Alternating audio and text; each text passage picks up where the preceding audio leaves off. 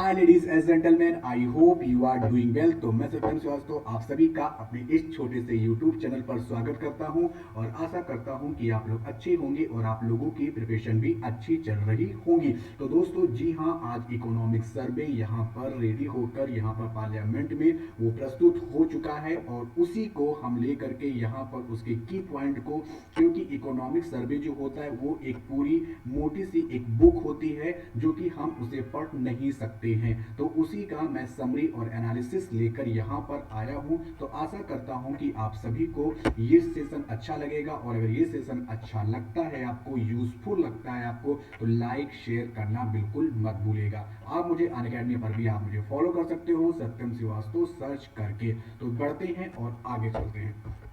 सबसे पहले economic survey, सबसे पहले हम जब इकोनॉमिक सर्वे 2022 और 23 को पढ़ें, उससे पहले हम ये जान लेते हैं कि इकोनॉमिक सर्वे आखिर होता क्या है, आर्थिक सर्वेक्षण आखिर होता क्या है। तो सबसे ये यहाँ से यूपीएससी ने कई बार यहाँ से ही क्वेश्चंस पूछे हुए हैं बेसिक। ये आपका हम बेसिक तैयार करेंगे कि आखिर ये होता क्या है इकोनॉमिक सर्वे। तो सबसे पहले अगर हम बात करें तो सबसे पहले ठीक है, the economic survey of India is an annual document release by the ministry of finance. तो इसे कौन रिलीज करता है?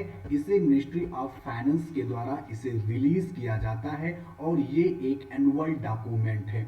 दूसरा पॉइंट अगर हम डिस्कस करें तो it contains the most authorised and updated source of data on India's economy. अगर हम बात करेंगे इंडियन इकोनॉमी के कि ऑथेंटिक सोर्स और डाटा हमें कहाँ पर मिलेंगे, तो वो हमें यहीं से मिलेंगे, वो हमें यहीं से मिलेंगे। इसे भारतीय अर्थव्यवस्था से संबंधित डेटा का आधिकारिक और एक अच्छा स्रोत माना जाता है। इसी के साथ साथ हम अगर बात करें तो इसमें आखिर दिखाया क्या जाता है, इकोनॉमिक सर्वे में आखिर दिखाया क्या जाता है। तो it is a report that the government present on the state of economy in the past 1 year, the key challenges it। तो यहाँ पर क्या होता है कि यह एक प्रकार की रिपोर्ट होती है जिसमें सरकार द्वारा पिछले एक वर्ष में अर्थव्यवस्था की स्थिति से संबंधित आंकड़े प्रस्तुत किए जाते हैं। तो इसमें यह होता है कि सरकार ने पिछले वर्ष क्या किया है, क्या उसने कितने गोल आपने अचीव किए हैं जो सरकार ने रखे थे, उन सारी चीजों को इसमें देखा जाता है। साथ ही सरकार इसमें अर्थव्यवस्था के समक्ष मौजूद प्रमुख चुनौतियों का अनुमान लगाती है और उनके संभावित समाधान प्रस्तुत करती है। मतलब कि साथ ही सरकार में कि हमारे इकोनॉमी में कौन कौन से चैलेंजेस है उसको देखती है और उसको दूर करने का भी इसमें प्रयास करती है दोस्तों। ठीक है, नेक्स्ट पॉइंट हम डिस्कस करते हैं। नेक्स्ट पॉइंट हमारा है तो इसे तैयार कौन करता है? It is prepared by the economics division of the department of economic affair DEA under the guidance of the chief economic advisor. ठीक है, तो आपको नीचे कमेंट बॉक्स में ये बताना है कि प्रेजेंट टाइम में चीफ इकोनॉमिक एडवाइजर कौन है। तो इसे मुख्य आर्थिक सलाहकार के मार्गदर्शन में आर्थिक मामलों का जो भी विभाग होता है उसके द्वारा ही तैयार किया जाता है, DEA के द्वारा दोस्तों। ठीक है, and it is usually presented day before the union budget is presented in the parliament। तो इसे प्रायः संसद में केंद्रीय बजट पेश किए जाने से एक दिन पहले ही प्रस्तुत किया जाता है। अर्थात कि हमारा 1 फरवरी को बजट आने वाला है, अर्थात कि कल आने वाला है, तो उससे एक दिन पहले ही हमारा इकोनॉमिक सर्वे आता है। तो ये हमें थोड़ा सा ध्यान में रखना पड़ेगा दोस्तों। ठीक है, अगर हम बात करेंगे कि भारत में पहला आर्थिक सर्वे इकोनॉमिक सर्वे कब आया था, अगर हम बात करें तो the first economic survey of India was presented in the year 1950-51। तो 1950-51 में पहला आर्थिक सर्वे अर्थात कि इकोनॉमिक सर्वे यहाँ पर आया था और उसके बाद 1964 तक इसे केंद्रीय बजट के साथ ही पेश किया जाता था। यानी कि हर साल इसे मतलब कि नहीं दिया जाता, 1950-51 में आया और इसे ही 1964 तक केंद्रीय बजट के साथ हर साल इसे पेश किया जाता था और वर्ष 1964 से इसे बजट से अलग कर दिया गया। पहले क्या होता था कि बजट में ही इसे मर्ज कर दिया जाता था, लेकिन 1964 के बाद इसे बजट से इसे अलग कर दिया गया। तो ये था हमारा टोटल इकोनॉमिक सर्वे दोस्तों, जहां से यूपीएससी ने कई बार क्वेश्चंस उठाए हैं। जैसे कि एक सिंपल सा क्वेश्चन पूछा था कि इकोनॉमिक सर्वे को रिलीज कौन करता है, मिनिस्ट्री ऑफ फाइनेंस आपको दे देगा, मिनिस्ट्री ऑफ कॉर्पोरेट अफेयर्स दे देगा, ऐसे बहुत सारे मिनिस्ट्री आपको दे देगा, उसी में आपको कंफ्यूज करेगा। तो मिनिस्ट्री ऑफ फाइनेंस के द्वारा हमारा इकोनॉमिक सर्वे रेडी किया जाता है, रिलीज किया जाता है दोस्तों, ठीक है। नेक्स्ट बढ़ते हैं, अब आता है हमारा इकोनॉमिक सर्वे 2023, जो कि आज 11 बजे पार्लियामेंट में इसे प्रस्तुत किया गया है, अगर आपने देखा होगा तो दोस्तों, ठीक है, अगर आपने देखा होगा तो आगे बढ़ते हैं। फाइनेंस मिनिस्टर निर्मला सीतारमण जी ने संसद में आर्थिक सर्वेक्षण 2023 जो इकोनॉमिक सर्वे 2023 पेश कर दिया है।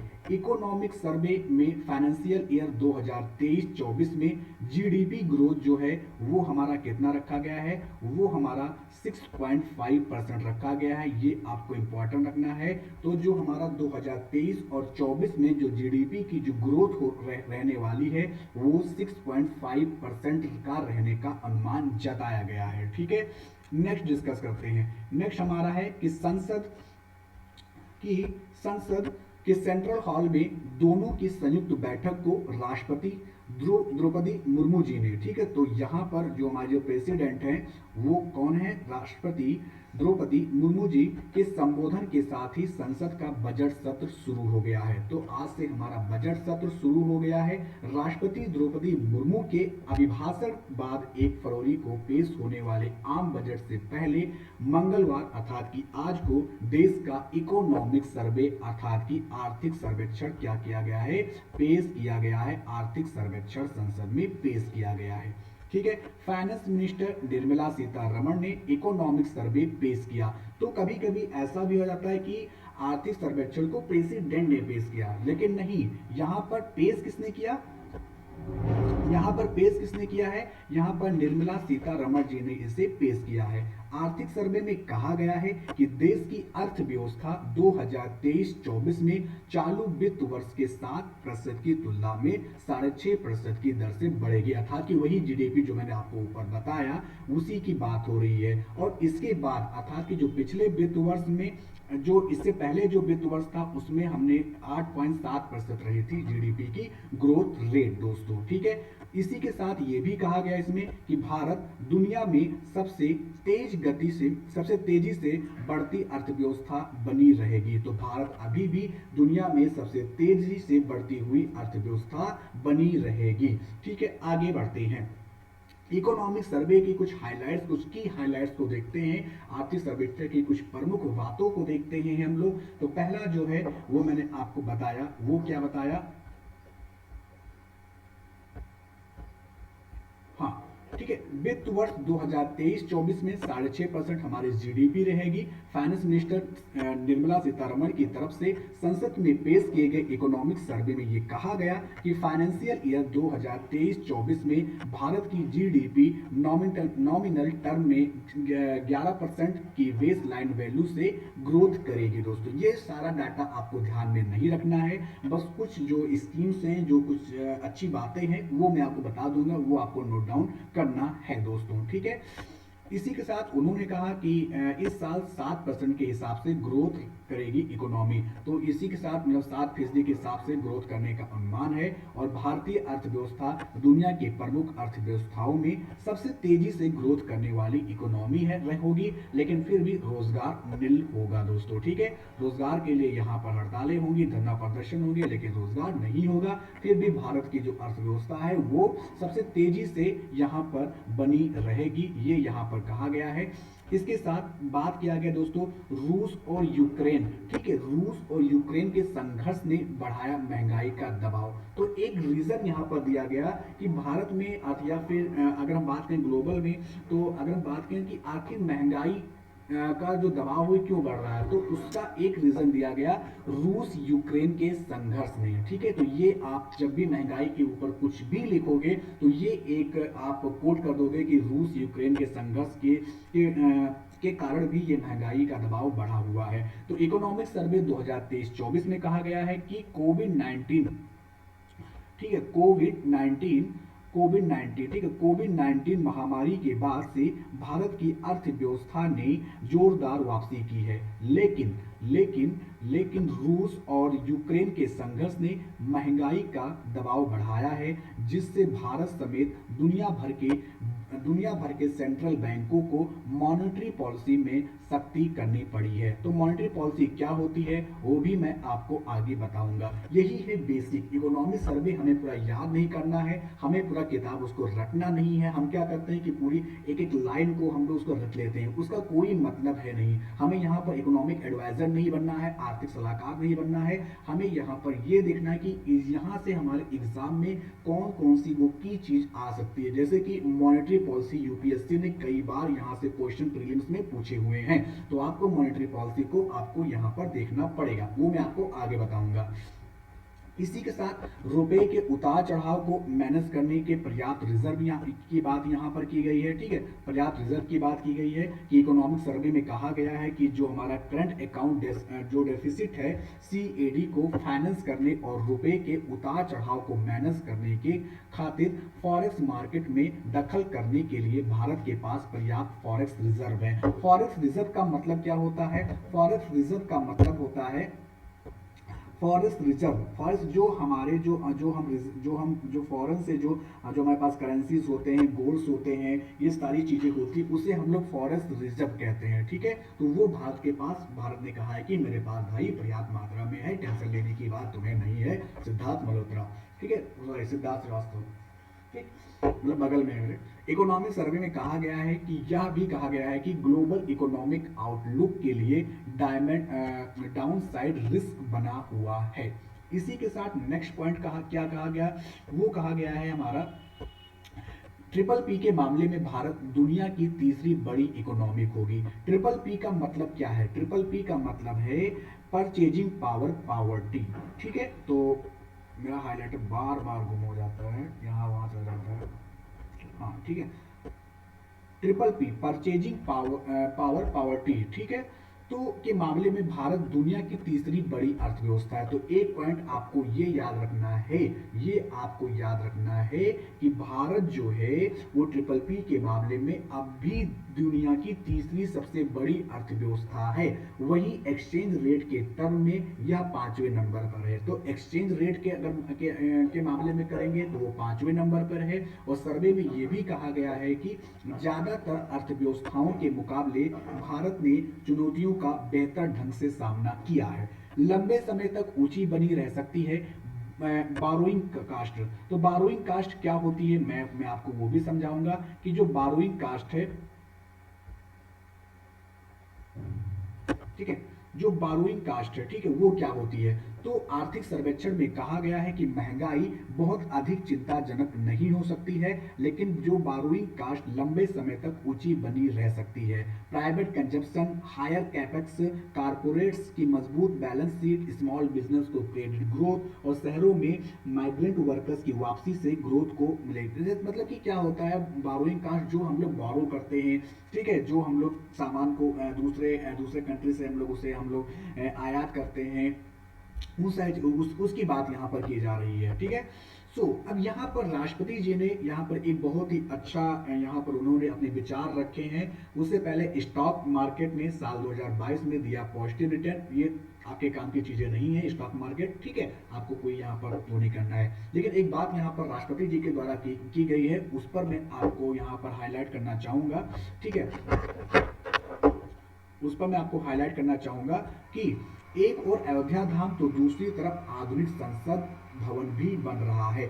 आपने आधुनिक संसद भवन जो बन रहा है उसको आपने देखा होगा। मैंने उस पर एक लेक्चर भी बनाया था अपने दूसरे यूट्यूब चैनल पर। अगर हो सकेगा तो मैं उस लेक्चर को इस नए यूट्यूब चैनल पर मैं आपको यहाँ पर डाल दूंगा। और दोस्तों आपको इसको सपोर्ट करना है। तो राष्ट्रपति जो द्रौपदी मुर्मू जी ने कहा कि आज एक और अयोध्या धाम का निर्माण हो रहा है, तो वहीं दूसरी तरफ आधुनिक संसद भवन भी बन रहा है। एक तरफ एक तरफ हमने केदारनाथ धाम, काशी विश्वनाथ धाम और महाकाल महालोक का निर्माण किया, तो वहीं हर जिले में हमारी सरकार मेडिकल कॉलेज भी बनवा रही है। मतलब ऐसा अब आप नहीं कह सकते हो कि सरकार केवल धर्म पर ही राजनीति कर रही है या धर्म को ही बढ़ावा कह रही है। यहाँ पर राष्ट्रपति जी ने कहा है कि एक तरफ अगर यहाँ पर मंदिरों का निर्माण हो रहा है तो दूसरी तरफ हमारी सरकार मेडिकल कॉलेजेस भी बनवा रही है। सरकार की नई पहल के परिणाम स्वरूप हमारा रक्षा निर्यात 6 गुना बढ़ गया है। तो ये दोस्तों आप थोड़ा सा ध्यान रखिएगा कि आपका रक्षा निर्यात, ठीक है, आपका रक्षा निर्यात जो है वो 6 गुना हो गया है। हमें गर्व है कि हमारी सेना में आज आईएनएस विक्रांत के रूप में पहला स्वदेशी एयरक्राफ्ट कैरियर भी शामिल हुआ है। तो हमारा पहला स्वदेशी एयरक्राफ्ट कैरियर कौन है? आईएनएस विक्रांत। ये आपको ध्यान में रखना है। ये जो मैं आपको की पॉइंट हाईलाइट कर रहा हूँ इसे आपको नोट डाउन करना है। यही होता है इकोनॉमिक सर्वे का मतलब दोस्तों, ठीक है। मेड इन इंडिया अभियान और आत्मनिर्भर भारत अभियान की सफलता का लाभ देश को मिलना शुरू हो चुका है। नेक्स्ट आप चलते हैं फिर अपने हाईलाइट को। इसमें कहा गया कि देश के 11 करोड़ छोटे किसान सरकार की प्राथमिकता है दोस्तों, ठीक है। तो जो 11 करोड़ जो छोटे किसान हैं, ठीक है, जो 11 करोड़ जो छोटे किसान हैं, तो इसमें कहा गया कि राष्ट्रपति द्रौपदी मुर्मू जी ने कहा कि मेरी सरकार की प्राथमिकता में देश के 11 करोड़ छोटे किसान हैं और ये छोटे किसान कई दशकों से सरकार की प्राथमिकता से वंचित रहे थे।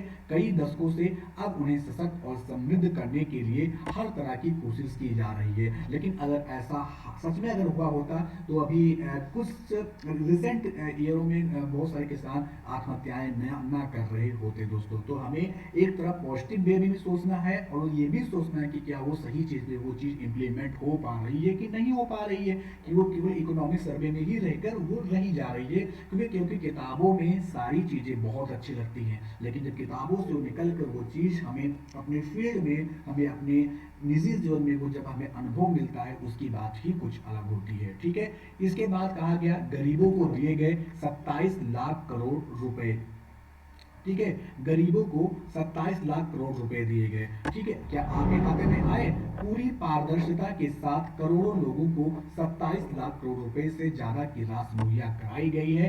विश्व बैंक की एक रिपोर्ट में कहा गया है कि ऐसी योजनाओं और प्रणालियों से भारत करोड़ों लोगों को कोविड के दौरान गरीबी रेखा से नीचे जाने से बचाने में सक्षम रहा है। ये विश्व बैंक की एक रिपोर्ट में कहा गया है। तो जब भी आप कभी गरीबी पर या कुछ या फिर ऐसे जीएस मेंस में अगर ऐसा कुछ आप लिखो तो ये वर्ल्ड बैंक की एक रिपोर्ट आप ऐसा लिख के आप इस चीज को आप वहां पर कोट कर सकते हो, ठीक है। अब यहाँ पर मुद्दा बनाया दोस्तों किस चीज का? एलओसी और एलएसी हर दुस्साहस का जवाब। एलओसी और एलएसी लाइफ ऑफ जो हमारा एलएसी है, अर्थात कि राष्ट्रपति द्रौपदी मुर्मू जी ने कहा कि सर्जिकल स्ट्राइक से लेकर आतंकवाद पर कठोर प्रहार तक, एलओसी से लेकर एलएसी तक हर दुस्साहस के कड़े जवाब दिए गए। धारा 370 के हटाने से लेकर 3 तलाक तक मेरी सरकार की पहचान एक निर्णायक सरकार की रही है। तो अब यहाँ पर हम जानते हैं कि एलओसी क्या होता है, एलएसी क्या होता है और धारा 370 क्या होता है, ठीक है। तो life of actual control and versus life of control, LOC, ठीक है। एलएसी का फुल फॉर्म है हमारा लाइफ ऑफ एक्चुअल कंट्रोल और एलओसी का फुल फॉर्म है लाइफ ऑफ कंट्रोल। तो पहला डिस्कस करते हैं कि लाइफ एलएसी के बारे में, अर्थात कि लाइन ऑफ एक्चुअल कंट्रोल के बारे में डिस्कस करते हैं। यहाँ पर मैंने आपके लिए मैप भी लगा दिया है, तो यहाँ पर आप सो ऑफ कर सकते हो, देख सकते हो कि कहाँ पर क्या है। तो ये हमारा प्यारा सा इंडिया है दोस्तों, ये प्यारा सा हमारा इंडिया है। यहाँ पर पाकिस्तान है, ऊपर यहाँ पर अफगानिस्तान है और ये नीचे जब पाक ऑक्युपाइड कश्मीर ये यहाँ पर है और इसी जब आप नीचे आओगे तो इंडिया और कारगिल, जो ये कारगिल वाला जो एरिया है यहाँ पर क्या है, एलओसी है। और अगर जब अक्साई चीन वाले आप पार्ट, चाइना वाले पार्ट पे आओगे अक्साई चीन, तो यहाँ पर हमारा क्या है, यहाँ पर हमारा क्या है, India China line of actual control है। तो ये इंडिया और चाइना के बीच में है, यहाँ पर आप मैप में देख सकते हो। तो यहाँ पर बढ़ते हैं, ये बेसिक है, आपके यूपीएससी ने कई बार यहाँ से क्वेश्चन भी पूछ लेता है। तो वास्तविक नियंत्रण रेखा एलएसी एक प्रकार की सीमांकन रेखा है जो भारत नियंत्रित क्षेत्र और चीन नियंत्रित क्षेत्र को एक दूसरे से अलग करता है, भारत और चीन। ठीक है, ये आपको ध्यान, भारत और पाकिस्तान मत कर देना, भारत और पाकिस्तान के बीच LOC है, LAC हमारा इंडिया और चाइना के बीच में है। LAC पाकिस्तान के साथ लगी नियंत्रण रेखा LOC से भिन्न है। किस प्रकार भिन्न है देखते हैं। दोनों देशों के बीच शिमला समझौते के बाद वर्ष 1972 में LOC को नामित कर इसे मानचित्र पर दर्शाया गया, लेकिन LAC पर दोनों देश अर्थात कि भारत और चीन, ठीक है, भारत और चीन द्वारा सहमति नहीं बन पाई है। ना ही इसे मानचित्र पर दर्शाया गया है और ना ही इसे भौगोलिक रूप से सीमांकित किया गया है। LAC की लंबाई, अगर भारत में बात करें तो LAC की लंबाई 3400, ठीक है, 3488 किलोमीटर मानता है भारत, जबकि चीन इसे केवल 2000 किलोमीटर मानता है। तो भारत कहता है कि LAC की जो लंबाई है वो 3488 किलोमीटर है, लेकिन चाइना कहता है ये केवल 2000 किलोमीटर ही के आसपास ही मानता है। ठीक है, अब बात करते हैं लाइफ ऑफ कंट्रोल की, LOC के बारे में बात करते हैं। तो संयुक्त, ये आप इंडिया और पाकिस्तान के बीच में ये है। ठीक है, तो संयुक्त राष्ट्र द्वारा कश्मीर युद्ध के बाद घोषित वर्ष 1948 की संघर्ष विराम रेखा ही बाद में नियंत्रण रेखा के रूप में सामने आई। जो हमारा जो 1948 में जो संघर्ष विराम हुआ उसके बाद ही LOC की यहाँ पर एक प्रकार से कॉन्सेप्ट आया। दोनों देशों के बीच वर्ष 1972 के शिमला समझौते के बाद इसे LOC के रूप में नामित किया गया। 1972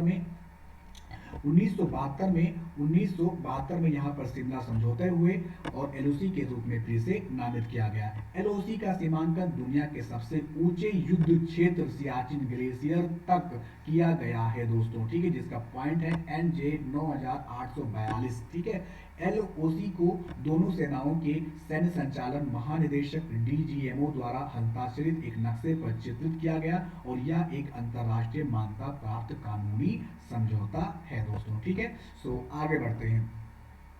नेक्स्ट बजट में यहाँ पे क्या कहा गया कि आयुष्मान भारत योजना ने देश के करोड़ों गरीबों को और गरीब होने से बचाया। तो आयुष्मान भारत जो स्कीम है, मैंने आपको इसके भी लेक्चर मैंने आपको अपने YouTube चैनल पर डाला था, मैं उसको इस वाले चैनल पर डाल दूंगा। ठीक है, आयुष्मान भारत स्कीम। ठीक है, तो आयुष्मान भारत स्कीम के बारे में आप खुद से एक बार थोड़ा सा देखिएगा। ये आपकी हेल्थ रिलेटेड ये स्कीम है, ठीक है, जिसमें आपका आयुष्मान कार्ड बनता है, जिसमें से आपका एक प्रकार से हेल्थ इंश्योरेंस होता है दोस्तों। ठीक है, फिर चाहे वो प्राइवेट हॉस्पिटल में भी और गवर्नमेंट हॉस्पिटल में भी ये मान्य होगा। तो अपने अभिभाषण में राष्ट्रपति मुर्मू ने कहा कि आयुष्मान भारत योजना ने देश के करोड़ों गरीबों को और गरीब होने से बचाया है।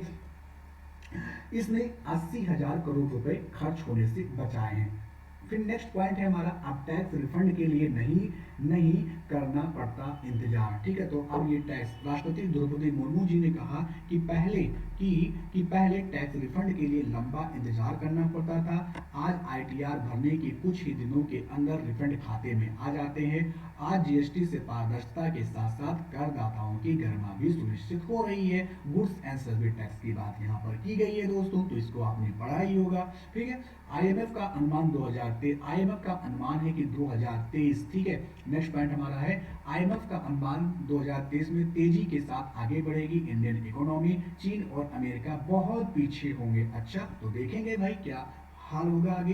तो IMF के डिप्टी मैनेजिंग डायरेक्टर जो हैं वो गीता गोपीनाथ हैं, अर्थात वो भारतीय ही हैं। ठीक है, तो गीता गोपीनाथ ने रिपोर्ट को ट्वीट करते हुए बताया कि ग्लोबल इकोनॉमी में इस साल पिछले वर्ष की तुलना में गिरावट देखने को मिल सकती है। ग्लोबल इकोनॉमी में भारत के लिए अच्छी बात यह है कि मौजूदा साल में देश की ग्रोथ रेट चीन और अमेरिका से अधिक रहने की उम्मीद है। हालांकि पिछले साल के मुकाबले ग्रोथ रेट में गिरावट देखने को मिल सकती है दोस्तों। ठीक है, तो ये IMF का यहाँ पर कॉन्सेप्ट था। तो ये जितना मैंने इकोनॉमिक सर्वे था, जितना इंपॉर्टेंट की पॉइंट्स थे, वो मैंने आपको यहाँ पर डिस्कस किए। बेसिक क्या थे, जैसे कि LOC और LAC, ठीक है, वो बताया। इसी के साथ साथ मैंने आपको यहाँ पर कहा था कि थोड़ा सा एक कॉन्सेप्ट यहाँ पर आया था, वो था क्या, हाँ, यहाँ पर आया था फिजिकल डेफिसिट के बारे में बात की गई थी, राजकोषीय घाटे के बारे में बात की गई थी। ठीक है, कहीं हाँ, ठीक है, सो फॉरेक्स रिजर्व मैंने आपको फॉरेक्स रिजर्व बता दिया, ट्रिपल पी क्या होता है मैंने वो बता दिया आपको, ठीक है। साथ ही अगर हम बात करें तो जीडीपी की ग्रोथ, जीडीपी आपने इकोनॉमी पढ़ा ही होगा, ठीक है। तो ये सारी चीज़ें थी जो मैंने आपको बताया है, ठीक है। तो अगर इसमें से कोई भी कॉन्सेप्ट आपको समझ में नहीं आया तो ये एक हाइलाइट्स मैंने दिया है आपको, पूरा इकोनॉमिक सर्वे आपको नहीं पढ़ना है। मैं फिर से कह रहा हूँ, कुछ इंपॉर्टेंट टर्म थे जैसे कि रूस यूक्रेन, ये महंगाई का एक कारण था। इसके साथ साथ फॉरेक्स रिजर्व क्या होते हैं, हाँ करंट अकाउंट, यहाँ पर जो करंट अकाउंट डेफिसिट होता है, ठीक है, करंट अकाउंट डेफिसिट मैंने, और इसके साथ मैंने बताया कि ट्रिपल पी, ठीक है। तो परचेजिंग पावर पावर्टी होता है दोस्तों, ठीक है। सो अगर आपको ये सेशन अच्छा लगा, इसी के साथ मैंने आपको बारोइंग कास्ट भी बताया, इसी के साथ मैंने आपको ये जो राष्ट्रपति जी का जो अभिभाषण था वो भी मैंने आपको बताया, ठीक है। तो और इसी के साथ साथ मैंने आपको और क्या बताया, यहाँ पर एलओसी और एलएसी के बारे में बताया, इकोनॉमिक सर्वे के बारे में बताया, आयुष्मान भारत के बारे में मैंने आपको बताया, ठीक है। तो ये सारी चीज़ें हैं जो आपको थोड़ा सा ध्यान में रखना है। कुछ चीज़ें हैं जो आपको खुद से गूगल करना है या आपने खुद से पढ़ी होगी, ठीक है। तो अगर आपको ये सेशन अच्छा लगा, ठीक है, अगर आपको ये सेशन अच्छा लगा वास्तव में, तो आप इसे अपना सपोर्ट प्यार आप इसे बनाए रखिएगा, ठीक है, ताकि इस चैनल में और सारी अच्छी अच्छी चीज़ें यहाँ पर मतलब आ पाए, क्योंकि आपका ही सपोर्ट हमको इस जो ये चैनल है वो यहाँ पर आगे बढ़ाएगा दोस्तों, ठीक है।